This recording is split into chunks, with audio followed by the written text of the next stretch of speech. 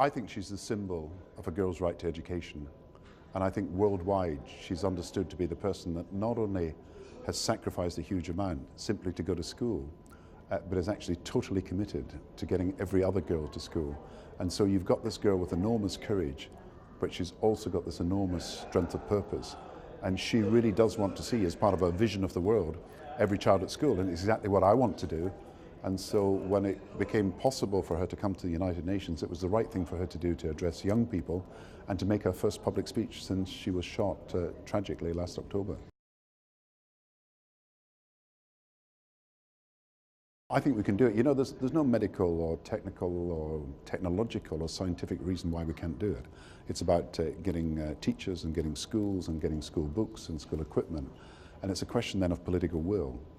And I believe if you look at the countries that are failing, that are not delivering education, Pakistan is one, of course, Nigeria, Afghanistan, you've got Yemen, you've got Ethiopia, you've got countries where with a plan to deliver and with commitment to do so, then the teachers can be trained and the equipment provided and the buildings offered. Now, we've also got to deal with the problems of child labour and child marriage and child trafficking.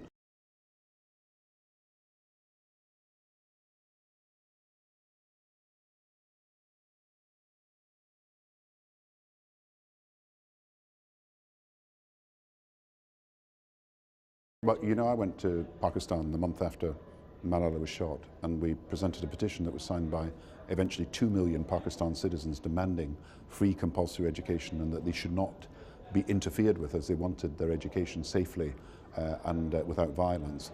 And I saw that there's a silent majority in Pakistan, and they started to stand up and be counted.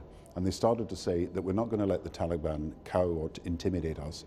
We are going to fight for our right to education. And exactly what Malala has done, her friends did, many other people are doing. And yes, there is a huge amount of violence. And yes, there is a great number of threats and intimidation.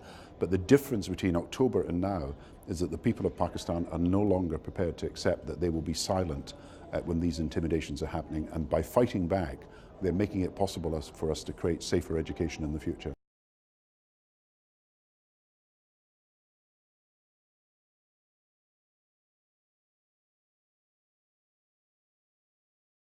Well, these are new challenges, and the great thing about this challenge is that what I've seen happen in the last few months is that young people themselves are no longer prepared to be cowed into submission. They're no longer prepared to be silent. And I think it's not the Arab Spring, of course, because that was 20 years old and more, people involved in that.